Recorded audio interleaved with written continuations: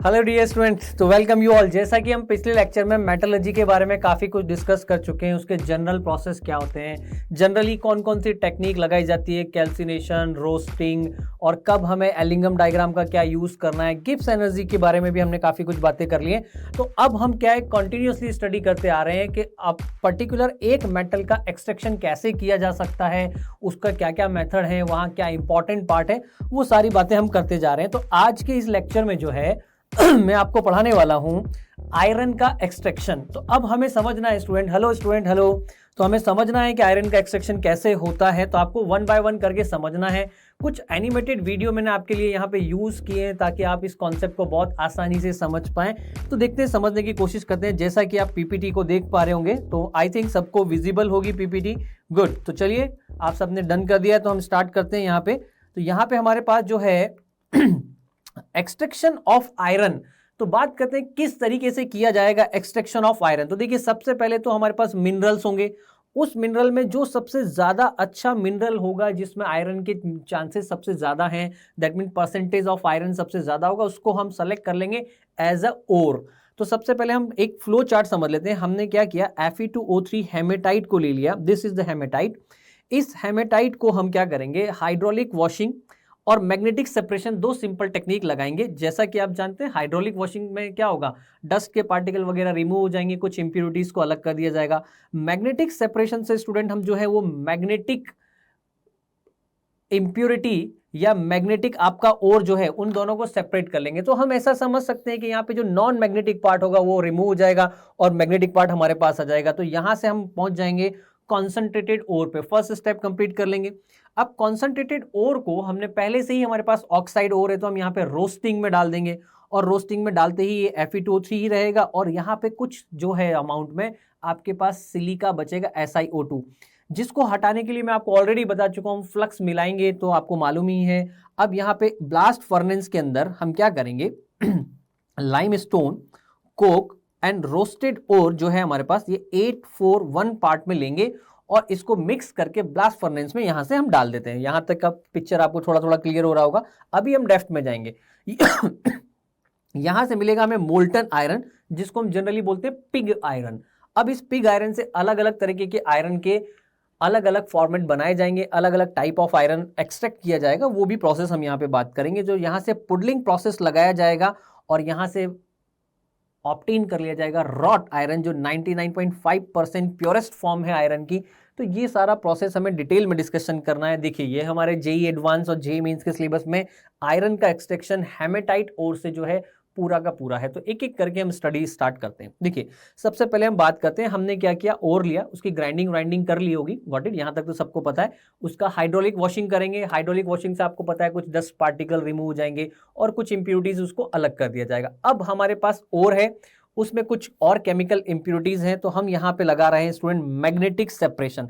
तो जैसे ही magnetic separation हम लगाएंगे, तो जो मैग्नेटिक पार्ट है वो तो हमारा इस कंटेनर में आ जाएगा, इस रोलर पे होते हुए, और जो नॉन मैग्नेटिक पार्ट है वो आ जाएगा। इसका मतलब एक्चुअली में क्या है, जैसा हमने लास्ट क्लास में पढ़ा था कि ये एक मैग्नेटिक बेल्ट है। जैसे ही ये मैग्नेटिक बेल्ट घूम के यहाँ आती है स्टूडेंट, यहाँ से मैग्नेट पावर हट जाएगा, तो जो नॉन मैग्नेटिक है वो तो दूर फिक जाएगा, वो तो दूर चला जाएगा, और जो मैग्नेटिक प्रॉपर्टी होल्ड करने वाले कंपोनेंट है वो इस कंटेनर में आ जाएंगे। तो आप इसको विजुअलाइज कीजिए कि कैसे हम करेंगे। तो यहाँ पे देखिएगा, by gravity separation and magnetic separation technique से हमने इनको इंप्योरिटीज को यहाँ पे अलग कर दिया। तो थोड़ा सा आप विजुअलाइज करिएगा। ये मैग्नेटिक रोल है, यहाँ से हम चार्ज मतलब कि जो हमारा ओर है वो उसको सप्लाई करेंगे, और ये नॉन मैग्नेटिक ओर। तो यहाँ से जब वो आएगा, तो यहाँ पे जाने के बाद आपको मालूम है मैग्नेटिक सिलेंडर या मैग्नेटिक रोलर से ये हट जाएगा, तो नॉन मैग्नेटिक जो है वो इधर आ जाएंगे और जो मैग्नेटिक है वो इधर आ जाएंगे। तो यहाँ से अगर आप फोकस करेंगे तो थोड़ा सा ऑब्जर्व करिए, ये हमने चार्ज डाल दिया जिसमें हमारे पास ओर है और इंप्योरिटीज है। तो यहाँ पे देखिएगा, जो मैग्नेटिक पार्ट है वो चिपक कर इस कंटेनर में जा रहा है और नॉन मैग्नेटिक जो है यहीं से दूर फिक रहा है। तो बस ये टेक्निक लगाई हमने, इन दोनों को सेपरेट कर लिया। होपफुली आपको इस पूरे एनिमेशन में क्लियर विजन आ रहा होगा कैसे ये सेपरेट होते हैं, गॉट इट। चलिए नेक्स्ट आगे बढ़ते हैं। अब यहां से हमें क्या मिल चुका है, सभी बताएंगे यहां से हमें क्या मिल चुका है। सभी स्टूडेंट को पता है कि यहां से हमें कॉन्सेंट्रेटेड ओर मिल चुका है। इसका मतलब जो हमारे पास ओर था हेमेटाइट का Fe2O3, उसमें से हम कई सारी इंप्योरिटीज को रिमूव कर चुके हैं और यहां से हमें जो अब मिला है वो है कॉन्सेंट्रेटेड ओर। इस कॉन्सेंट्रेटेड ओर को अगर हम ध्यान से देखें तो क्या ये पहले से ही ऑक्साइड ओर है? Very good. तो यहां पर हम क्या करते हैं, कैल्सिनेशन और रोस्टिंग करते हैं। अब देखिए कैल्सिनेशन रोस्टिंग दोनों कर देते हैं। आपको बताया था मैंने कि यहाँ पे कई इंप्योरिटी को ऑक्साइड बना के रिमूव करना होता है, इसलिए हम ऑक्सीजन की अवेलेबिलिटी में भी हीट कर देंगे। तो यहाँ पे हमने क्या किया, कैल्सिनेशन एंड रोस्टिंग यहाँ पे स्टार्ट कर दी। तो इट रिमूव वाटर को रिमूव कर देगा। Next it decompose the carbonate. आपके पास अगर उस ओर में आयरन का कार्बोनेट होगा तो वो भी डिकम्पोज हो जाएगा। नेक्स्ट बात करते हैं, it oxidise the sulphide. Sulphide की जो इंप्योरिटीज होंगी वो ऑक्सीजन की प्रेजेंस में हीट होके क्या हो जाएंगी, ऑक्सीडाइज हो जाएंगी और रिमूव हो जाएंगी। जैसे देखिए अगर मान लीजिए आपके ओर में FeCO3 आयरन का कार्बोनेट है तो उसको स्ट्रांगली हीट करेंगे तो आयरन का ऑक्साइड साथ में CO2 मिल जाएगा, तो CO2 तो वहां से निकल जाएगा। दैट मीन हमने ये इंप्योरिटी को ऑक्साइड ऑफ आयरन में कन्वर्ट कर लिया है। तो यहाँ पे सिंपल कैल्सिनेशन रोस्टिंग कर ली, काफी सारी इंप्योरिटीज हम यहाँ से हटा चुके हैं। तो सबको एकदम क्लियर हो रहा है? हाँ बिल्कुल हो रहा है। चलिए चैट बॉक्स में मुझे फटाफट से बता दीजिए कि ये सारे प्रोसेस मैं पहले ही पढ़ा चुका होता हूँ, पहले जनरल स्टेप में ही मैंने आपको सब एक्सप्लेन कर दिया था। ये रिवीजन टाइप आपका चल रहा होगा ना। चलिए अब हम समझते हैं आगे क्या हो रहा है।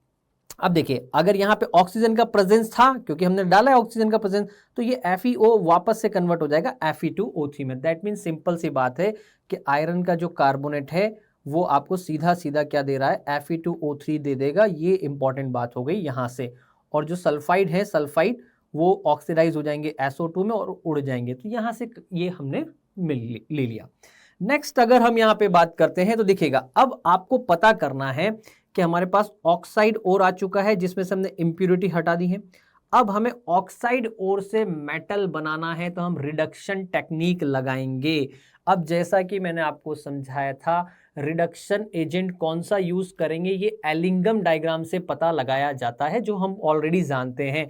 तो जैसा कि आप यहाँ विजुअलाइज कर पा रहे होंगे कि आयरन से अगर मैं आयरन ऑक्साइड के फॉर्मेशन का लाइन देखूं तो वो आपको यहाँ नजर आ रहा होगा स्टूडेंट, ठीक है। कार्बन मोनोऑक्साइड से CO2 बनाने वाला लाइन यहाँ पे नजर आ रहा है और कार्बन से CO बनाने वाला लाइन यहाँ पे नजर आ रहा है। तो अगर मैं इसको टिक कर लूँ, ये लाइन और दिस इज द ये लाइन, ठीक है, ये वाली लाइन।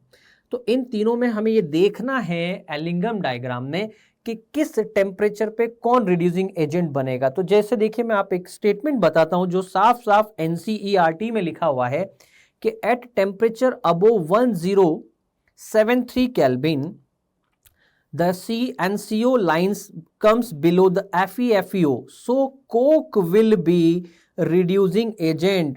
इसका मतलब 1073, अगर मैं अप्रोक्सीमेट देखूं 1073 तो यहीं कहीं आपको नजर आ रहा होगा, यहीं।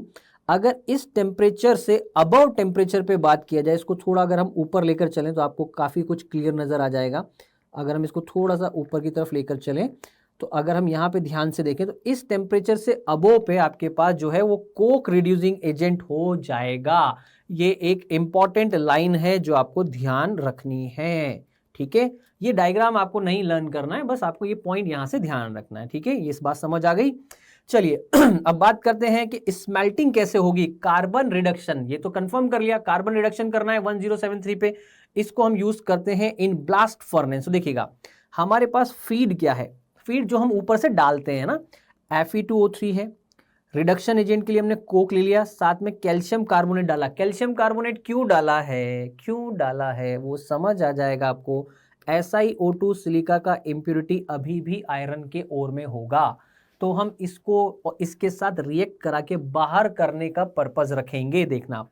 तो यहाँ पे ध्यान से देखिएगा, अगर हम सबसे पहले बात करते हैं कंबशन जोन में, ठीक है। तो कंबशन जोन में क्या होगा, कोक इज बर्न, कोक जो है कंबशन जोन में बर्न होगा। अगर कोक बर्न होगा ऑक्सीजन की प्रेजेंस में तो CO2 मिलेगा, साथ में क्या मिलेगा, हीट। अब ये CO2 और हीट जो है वो ऊपर की तरफ जाने स्टार्ट होंगे। देखिएगा the CO2 and heat moves to upper part of the furnace. तो आपको ये मैं दिखाता हूं कि कैसे ये अपर पार्ट की तरफ जाएंगे। तो ये आपके पास फर्नेस था, ठीक है। यहां से हमने ओर, लाइमस्टोन एंड कोक, ये हमारा फीड हो गया। इस फीड को हमने ऊपर से डाल दिया। अब यहां से हमने blast of air and oxygen कर दिया। तो जैसे ही हम ब्लास्ट करेंगे तो कंबशन जोन कि अंदर जाते ही क्या होगा, कार्बन जो है वो कन्वर्ट हो जाएगा CO2 में और हीट रिलीज होगी। तो ये CO2 और ये हीट ऊपर की तरफ जाएगी। ठीक है, यहां तक समझ आया कि ये ऊपर की तरफ जाएगी। अब देखते हैं आगे क्या होगा, देखिएगा अब ऊपर एक जोन आएगा स्टूडेंट, रिडक्शन जोन। कौन सा जोन? Reduction zone. तो उसको समझिएगा, रिडक्शन जोन अपर पार्ट है ना, लोअर टेम्परेचर रेंज 500 से 800। ध्यान रखिएगा इनके बारे में भी स्टूडेंट कि रिडक्शन जोन कहां पर है। तो ये आपके पास 500 से 800 की केल्विन की रेंज में है। अब यहां पे क्या होगा, देखिएगा ऊपर से फीड के अंदर से हमारे पास क्या आ रहा था, Fe2O3 आ रहा था, और वो जो कोक था वो बर्न हो चुका है। गॉट इट, वो बर्न हो चुका है। तो अब हम ध्यान से देखेंगे कि यहां पर CO and CO2, carbon monoxide और CO2 दोनों अवेलेबल है। तो आपका आयरन ऑक्साइड जो है वो CO के साथ रिएक्ट हुआ और कन्वर्ट, CO तो कन्वर्ट हो गया CO2 में, ऑक्सीडाइज हो गया, और इसको उसने कन्वर्ट कर दिया Fe3O4 में। That mean reduction process start हो गया। नेक्स्ट, अगर मान लीजिए आपके पास यहां पर Fe3O4 का सैंपल हो, जो कि यहां से भी आ रहा है, तो वो भी 4 मोल कार्बन मोनोऑक्साइड से रिएक्ट होकर Fe में कन्वर्ट हो जाएगा और CO2 रिलीज हो गया। Fe2O3 डायरेक्टली कार्बन मोनोऑक्साइड से रिएक्ट होकर FeO बना सकता है और CO2 दे सकता है, और FeO फिर से कार्बन मोनोऑक्साइड से रिएक्ट कर कर स्टूडेंट Fe बना सकता है। इसका मतलब यहां से देखिएगा Fe2O3 and Fe3O4 coming from the top are reduce in step to FeO। Simple भाषा में अगर बात की जाए तो आपके पास Fe2O3 आ जाए, चाहे Fe3O4 आ जाए, चाहे FeO आ जाए, ये तीनों के तीनों आपके कार्बन मोनोऑक्साइड के साथ रिएक्ट होके फाइनली आपको Fe देंगे स्टेप बाय स्टेप। तो ये इंपॉर्टेंट लाइन हो गई हमारे लिए कि आयरन का कोई भी ऑक्साइड फॉर्म यहाँ पे जो हमें नजर आ रहा है वो सब कार्बन मोनोऑक्साइड से रिएक्ट करके आपको सीधा सीधा आयरन प्रोवाइड कर रहे हैं। Got it. तो ये हमने समझ लिया कि ब्लास्ट फर्नेस में रिडक्शन जोन में जाकर ये सारी की सारी रिएक्शन पॉसिबल है। यहां से कई बार स्टूडेंट क्वेश्चन बन जाता है कि what is the possible reaction in reduction zone. तो ये सारे के सारे आप शॉर्ट फॉर्म में ऐसे याद रखिए कि Fe2O3 भी कन्वर्ट हो जाएगा, Fe3O4 भी कन्वर्ट हो जाएगा एंड FeO भी कन्वर्ट हो जाएगा। गॉट इट, समझ आ गया होगा। चलिए अब यहां से हम आगे बात करते हैं कि चलिए रिडक्शन हो गया, आयरन मिल गया, अब ये मोल्टन आयरन यहां आपको नीचे दिख रहा होगा जो मेल्ट होकर नीचे आएगा, उसको समझते हैं। अब देखिएगा नेक्स्ट, इन ब्लास्ट फर्नेस में ही बात करें तो स्लैग फॉर्मेशन जोन भी होता है जहां पे स्लैग बनता है, और मैंने आपको ऑलरेडी बताया हुआ है स्टूडेंट कि स्लैग फॉर्मेशन जोन या स्लैग क्या होता है। तो देखिएगा अगर हम बात करें higher temperature range 900 to 1500 kelvin, जो कि लगभग मिडल पार्ट होगा इस ब्लास्ट फर्नेस का, उसमें देखिएगा आपका कार्बन और CO2 आपस में मिलकर कार्बन मोनोऑक्साइड देंगे। दैट मीन वहां कार्बन मोनोऑक्साइड प्रेजेंट होगी। FeO आयरन का ऑक्साइड CO के साथ रिएक्ट करके Fe प्लस CO2 देगा। That mean this is the reduction process. Got it. Next important बात करें, यहां पे आपका जो ये लाइम स्टोन है कैल्शियम कार्बोनेट, ये डिकम्पोज हो जाता है कैल्शियम ऑक्साइड प्लस CO2 में। अब देखिएगा स्टूडेंट सबसे इंपॉर्टेंट बात क्या है कि आपके आयरन के ओर में अभी भी SiO2 की इम्प्योरिटी होती है। अब SiO2 एक नॉन मेटल का ऑक्साइड है, नॉन मेटल ऑक्साइड। ठीक है, अब हमने इस कैल्शियम कार्बोनेट को लिया, डिकम्पोज कराया, तो यहां से मुझे मिला CaO जो कि मेटल का ऑक्साइड है। अब ये आप जानते हैं नेचर में बेसिक होगा और आप जानते हैं ये नेचर में एसिडिक होता है। तो जब ये दोनों आपस में मिलेंगे तो क्या होगा, सीधी सीधी सी बात है, एसिड बेस रिएक्शन होगी। क्या होगी स्टूडेंट? Acid base reaction. तो SiO2 को रिमूव करने के लिए हमने फीड के अंदर क्या डाला था? कैल्शियम कार्बोनेट डाला था। Got it. तो ये कैल्शियम कार्बोनेट जो है डिसोसिएट होकर देगा कैल्शियम ऑक्साइड, ये SiO2 को रिएक्ट करके कैल्शियम सिलिकेट CaSiO3 बना के स्लैग बना लेगा। तो इस पूरी रिएक्शन को ही हम बोलते हैं स्लैग फॉर्मेशन। कौन सा फॉर्मेशन? Slag formation. और ध्यान रखिएगा इंपॉर्टेंट लाइन क्या है, slag formation generally acid base reaction होती हैं। ठीक है, the slag is in molten state and separate out from the iron. ये मोल्टन स्टेट में होता है, आयरन के ऊपर होगा। अभी दिखाता हूं मैं आपको, देखिए ये आपके पास मोल्टन आयरन है, इसके जस्ट ऊपर जाके क्या हो जाएगा? मोल्टन स्लैग डिपॉजिट हो जाएगी, जो कि आपको यहां नजर आ रही होगी मोल्टन स्लैग। समझ आया? तो कैल्शियम कार्बोनेट का रोल क्या था ये भी समझ आ गया आपको। और का तो आपको पता ही है, कोक का आपको पता चल ही गया है। बहुत ही अच्छी बात है, ये हमारा स्लैग फॉर्मेशन जोन हो गया। ठीक है, जिसका टेम्परेचर लगभग 900 से 1500 केल्विन है। नेक्स्ट अगर हम बात करते हैं after smelting molten metal is obtain, यहां से हमने स्लैग भी हटा दिया, स्लैग हटा के हमने आयरन को ले लिया मोल्टन फॉर्म में। अब समझने की कोशिश करते हैं आगे क्या होगा। Slag being lighter is deposited at surface of molten metal, molten metal से लाइटर होता है, डेंसिटी कम होगा तो ऊपर फ्लॉट करेगा, फ्लॉट करेगा तो उसको हटा दिया जाएगा। नेक्स्ट इंपॉर्टेंट बात क्या है, slag stop further oxidation of molten metal, slag ऊपर से कवर कर लेगा तो ऑक्सीडेशन ऑफ मेटल रुक जाता है। ये इंपॉर्टेंट बात हमें समझ आ गई। तो ये तो मुझे लग रहा है आपको मोटा मोटा क्लियरली समझ आ चुका होगा। ठीक है, नेक्स्ट अगर हम आगे चलते हैं और समझते हैं कि और क्या other reaction in the blast furnace. देखिए ये तो हमने वो रिएक्शन बात की स्टूडेंट जो possible and feasible important reaction है। और क्या हो सकता है ब्लास्ट फर्नेस में, तो देखिएगा अगर आपके पास Fe2O3 है तो हो सकता है इसकी रिएक्शन कार्बन से हो जाए, तो कार्बन भी यहां पर रिड्यूसिंग एजेंट की तरह वर्क करेगा और इसको आयरन और कार्बन मोनोऑक्साइड में कन्वर्ट कर देगा। पहला, अगर यहां पे इंप्योरिटी में MnO है तो वो कार्बन से रिएक्ट करके मैंगनीज बना लेगा। नेक्स्ट SiO2 है तो ये भी रिड्यूस हो सकता है सिलिका में। तो these are also other important reaction. Next, अगर यहाँ फॉस्फोरस का ऑक्साइड है तो आप उसको कार्बन के साथ यूज़ करेंगे तो वो फॉस्फोरस में रिड्यूस हो जाएगा, कार्बन मोनोऑक्साइड चली जाएगी। इसका सीधा सीधा मतलब है कि बाकी के जितने भी ऑक्साइड्स हैं, जैसे एक बात समझ लीजिए MnO हो, SiO2 हो, P4O10 हो, ठीक है, और आपका इवन Fe2O3 हो, ये सारे के सारे जो हैं कार्बन से रिएक्ट करके भी अपनी मेटल देंगे। ये देगा Mn, ये देगा सिलिकॉन, और ये देगा फॉस्फोरस, और ये दे देगा आपको आयरन। तो ये भी कुछ पॉसिबल रिएक्शंस हैं। ठीक है, next, iron obtain at the top of furnace is called spongy iron. जो टॉप ऑफ फर्नेस से हम आयरन को लेते हैं वो स्पॉन्जी कहलाता है, और जिसको हम नीचे से लेंगे बॉटम से तो iron obtain at the bottom of furnace is called the pig iron. तो बॉटम से जो आयरन हम एक्सट्रैक्ट करते हैं वो पिग आयरन, और जो टॉप से लेंगे वो स्पॉन्जी आयरन कहलाता है। यहाँ पे अब देखिए थोड़ा सा एनिमेशन देखिए, इस तरीके से हम फायर लगाते हैं। ठीक है, वेस्टेज गैसेस ऊपर जा रही हैं, यहाँ पे आप फीड कर रहे हैं Fe2O3 फ्लक्स प्लस कार्बन का। कंबशन जोन 1800 डिग्री सेल्सियस का है, fusion zone 1300 degree Celsius, slag formation zone 1100 degree Celsius, reduction zone 600 degree Celsius. अब यहाँ पर ऑब्जर्व कीजिए क्या क्या हो रहा है। कंबशन जोन में कार्बन O2 जल के CO2 दे रही है। ठीक है, गॉट इट। तो वहां से कंबशन जोन से जो CO2 आपको मिला है और वो CO जो मिला है वो रिडक्शन जोन में जाके आयरन के ऑक्साइड को Fe में कन्वर्ट कर रहा है, स्पॉन्जी आयरन में। तो ये शॉर्ट में आपको याद करने के लिए मैंने एनिमेशन बनाया है जिसको आप देख के समझ सकते हैं। अब कैल्शियम कार्बोनेट आपका स्लैग फॉर्मेशन जोन में जाएगा, CaO देगा, SiO2 से रिएक्शन करेगा और कैल्शियम सिलिकेट बना देगा। गॉट इट, बहुत ही अच्छी बात है। नेक्स्ट देखिएगा फ्यूजन जोन में क्या हो रहा है, FeO कार्बन के साथ मिक्स होकर Fe देगा, Fe2O3 भी Fe देगा, MnO Mn देगा, SiO2 Si देगा और P4O10 आपका फॉस्फोरस देगा। तो दीज आर द कंप्लीट, एक ही पूरे वीडियो में मैंने आपको सारा का सारा आयरन का एक्सट्रैक्शन समझा दिया। आप आराम से बैठ के इसको देख लें, सारी का सारा खेल आपको समझ आ जाएगा।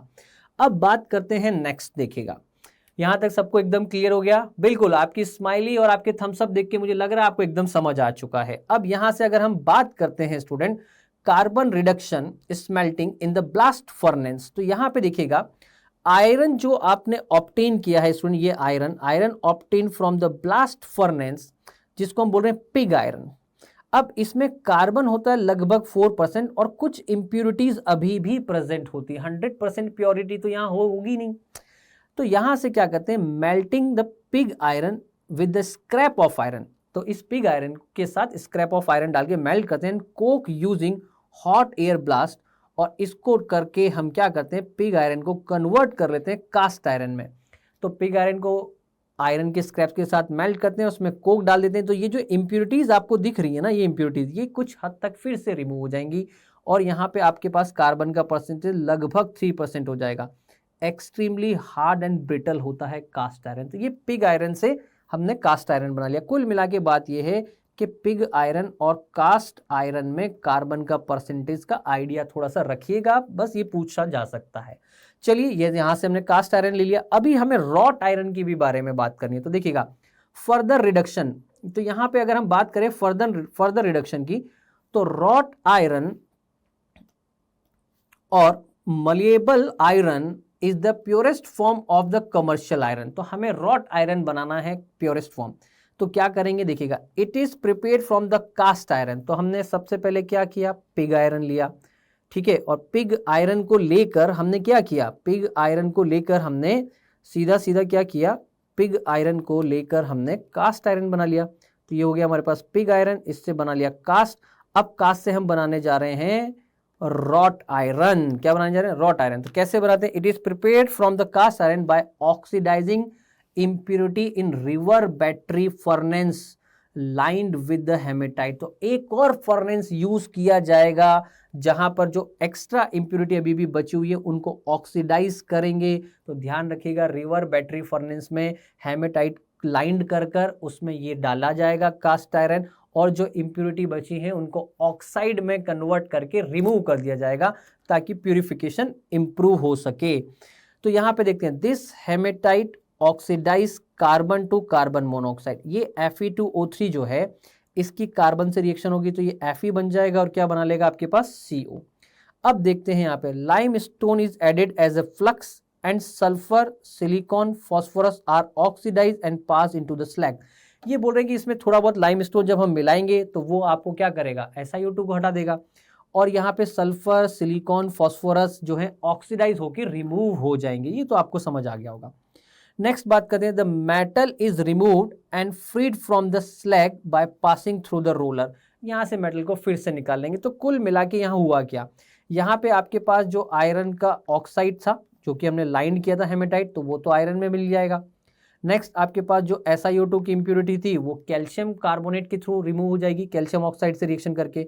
अगर आपके पास सिलिकॉन फॉस्फोरस सल्फर अभी भी अवेलेबल है तो ये ऑक्सीडाइज होकर गैसेस फॉर्म में रिलीज हो जाएंगे। तो यहाँ पे और समझते हैं प्यूरिफिकेशन ऑफ आयरन। तो देखिएगा, इन बेसेमेरिजेशन प्रोसेस, इंपॉर्टेंट है bessemerisation process, in bessemerisation process impurity present in the pig iron are oxidise by the air. तो बेसेमेरिजेशन जो प्रोसेस है उसमें पिग आयरन जो हमने लिया था स्टार्टिंग में उसको क्या करते हैं, उसमें इम्प्योरिटी को ऑक्सीडाइज करते हैं। करना ऑक्सीडाइज ही है, कैसे करना है तो देखिएगा, यहाँ पे आपके पास ये बेसेमेरिजेशन का थोड़ा सा स्ट्रक्चर है। बर्निंग कार्बन मोनोऑक्साइड यहाँ पे मिलेगी, स्टील कवरिंग है, फायर क्ले है, ये आपको दिख रहा होगा, मतलब हाई टेम्परेचर को कैपेबल कर बनाने के लिए करते हैं। यहाँ पे स्लैग है, यहाँ पे स्टील मिल जाएगा जो का आयरन का प्योर फॉर्म की तरफ जा रहे हैं हम। तो यहाँ पे सेक्शन ऑफ द फर्नेस नजर आ गया। अब इसके अंदर हम क्या करेंगे, हीट कर कर ऑक्सीडाइज कर देंगे इम्प्योरिटीज को। तो आप थोड़ा सा एनिमेशन देखेंगे तो आपको ऐसा दिखेगा कुछ, तो इसको विजुअलाइज कीजिए आप स्टूडेंट कि यहाँ पे हम क्या कर रहे हैं, बेसेमेरिजेशन कर रहे हैं। तो ये बेसेमेरिजेशन है, पिग आयरन एंड फ्लक्स यहाँ से डाल दिया हमने, ठीक है। अब यहाँ से हमने हॉट एयर को पास किया, देखिएगा आपको हॉट एयर पास होते हुए नजर आ रही होगी। अब ये जो हॉट एयर है ये इम्प्योरिटीज को ऑक्सीडाइज कर रहा है ऊपर से, और जैसे जैसे इम्प्योरिटी ऑक्सीडाइज होंगी वैसे वैसे हमें प्योरिफिकेशन होता जाएगा, प्योर आयरन मिल जाएगा। तो ये मैंने आपको एक्सप्लेन कर दिया। तो नेक्स्ट देखते हैं, अब देखो वही मैंगनीज और सिलिका जो है वो ऑक्सीजन से रिएक्शन करके अपने ऑक्साइड बना लेंगे, ठीक है। अब ये MnO जो है ये SiO2 से रिएक्शन करके MnSiO3 बना लेगा। SiO2 जो है वो कैल्शियम ऑक्साइड से रिएक्शन करके क्या बना लेगा, कैल्शियम का सिलिकेट बना लेगा। फॉस्फोरस जो है अपना ऑक्साइड बना लेगा।